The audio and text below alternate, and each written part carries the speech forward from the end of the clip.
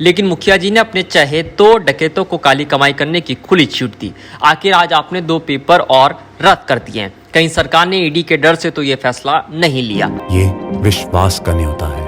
आपका सोना कहीं से भी खरीदा गया हो, आपके पुराने सोने का सबसे अच्छा मोल जहां मिले, इस सफर पर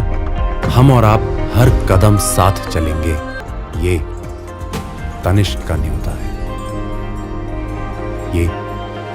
टाटा का भरोसा है। देखिए, राजस्थान लोक सेवा आयोग ने वरिष्ठ अध्यापक माध्यमिक शिक्षा विभाग की परीक्षा 2022 के अंतर्गत जो ग्रुप ए और ग्रुप बी की सामान्य ज्ञान विषय की परीक्षा आयोजित हुई थी, उसको शनिवार को निरस्त कर दिया है। राजस्थान लोक सेवा आयोग ने ये फैसला एसओजी की रिपोर्ट के आधार पर किया है, जिसके बाद अब ये परीक्षा आगामी 30 जुलाई को राजस्थान में आयोजित कराई जाएगी। आरपीएससी के जो संयुक्त सचिव हैं आशुतोष गुप्ता, उन्होंने प्रेस नोट जारी कर ये जानकारी दी है कि आयोग को प्रकरण संख्या 227/2022 के तहत एसओजी से एक रिपोर्ट प्राप्त हुई थी, जिस पर फुल कमीशन और विचार विमर्श के बाद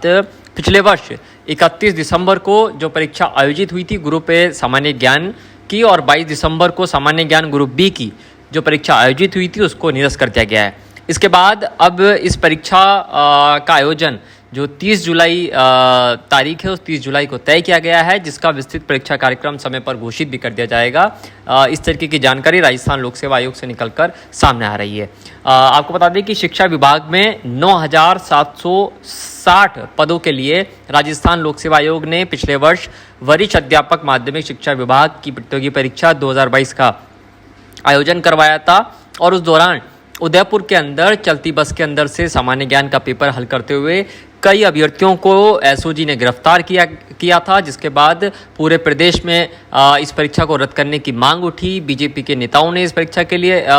मांग की थी और उस दौरान एसओजी ने जांच के आधार पर राजस्थान लोक सेवा आयोग के सदस्य बाबूलाल कटारा को, उनके भांजे विजय कटारा और ड्राइवर गोपाल सिंह को अजमेर में जो उनका सरकारी आवास है वहां से उन्हें गिरफ्तार किया था। वहां पर कुछ छानबीन भी की थी। इसके बाद कटारा से पूछताछ के दौरान एसओजी को इनपुट मिला कि कटारा ने ग्रुप ए और बी के जीके के पेपर को लीक किया है और इस संबंध में एसओजी की ओर से जो पूरी जांच रिपोर्ट तैयार की गई, उस रिपोर्ट को आरपीएससी को भेजा गया और उसके बाद आरपीएससी ने यह बड़ा फैसला किया है और इस परीक्षा को अब रद्द कर दिया गया है। वहीं इस पूरे मामले के अंदर राजस्थान के अंदर सियासत गरमाती हुई दिखाई दे रही है। पेपर लीक के मास्टरमाइंड के जहां ईडी की कार्रवाई और आरपीएससी सदस्य बाबूलाल कटारा पर शिकंजे के ये बाद ये तस्वीर सामने आ रही है कि बीजेपी के जो सांसद है डॉक्टर केयूरलाल मीणा, उन्होंने ट्वीट कर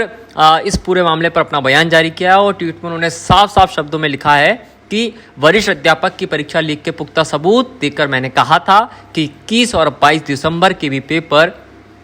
लीक हुए हैं, लेकिन मुखिया जी ने अपने चहेतों डकैतों को काली कमाई करने की खुली छूट दी। आखिर आज आपने 2 पेपर और रद्द कर दिए हैं। कहीं सरकार ने ईडी के डर से तो ये फैसला नहीं लिया, इसलिए मैं लगातार सीबीआई जांच की मांग कर रहा हूं, जिससे मुख्यमंत्री जी कतरा रहे हैं। यदि एसआईआरएस सहित सभी पेपरों की भी जांच हो जाए तो सामने आएगा कि इनमें भी बड़े पैमाने पर नकल हुई है।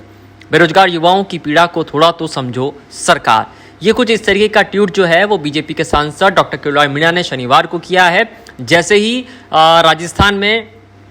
ये पेपर रद्द करने की जानकारी सामने आई है, उसके बाद से जो तमाम अभ्यर्थी हैं उनके अंदर भी नाराज़गी देखी जा रही है और बीजेपी इस वक्त गहलोत सरकार के ऊपर काफ़ी हमलावर बनी हुई है। जैसा कि हम सब जानते हैं कि जो पिछले 24 दिसंबर के अंदर जब उदयपुर में पुलिस ने बेकरिया थाने के बाहर 50 से तकरीबन 50 अभ्यर्थियों से भरी बस को पकड़ा था और उन सभी 50 अभ्यर्थियों पर यह आरोप लगे थे कि वो चलती बस में आरपीएससी के सेकंड ग्रेड शिक्षक भर्ती के जीके विषय का पेपर लीक कर सॉल्व कर रहे थे। तो अब उसके बाद जब पेपर रद्द करने की खबर सामने आई है तो जो एग्ज़ाम दे चुके अभ्यर्थी हैं, कैंडिडेट्स हैं, उनमें काफ़ी नाराज़गी सरकार के खिलाफ देखी जा रही है, क्योंकि अशोक गहलोत सरकार के ऊपर लगातार ये दबाव भी बना हुआ था कि किसी भी तरीके से पेपर को रद्द किया जाए। हालांकि गहलोत सरकार ने पहले तो इन परीक्षाओं को रद्द नहीं किया, एसओजी की जांच